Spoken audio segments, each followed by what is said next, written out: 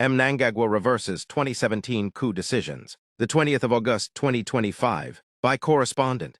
President Emerson Mnangagwa's ZANU-PF has readmitted former Mines Minister Walter Chidhakwa, a relative of the late President Robert Mugabe, and once a key member of the G40 faction, in a move seen as a major reversal of the 2017 coup purge. The announcement was made by Mashonaland West Provincial Chairperson, Mary M. Liswichikoka, during a Provincial Coordinating Committee (PCC) meeting in Chinhoyi on Saturday. Chidhakwa, who was expelled in 2017, alongside other G40 figures, following the military intervention that ousted Mugabe and installed Mnangagwa, had been absent from active politics for nearly 8 years. The G40 cabal, which included Jonathan Moyo, Xavier Kasukuwar, Patrick Juo, and then First Lady Grace Mugabe, was accused of attempting to block Mnangagwa's succession and alienating Liberation War veterans, leading to the November 2017 Operation Restore Legacy. Having appealed for reinstatement, Chidhakwa's readmission was approved at party headquarters,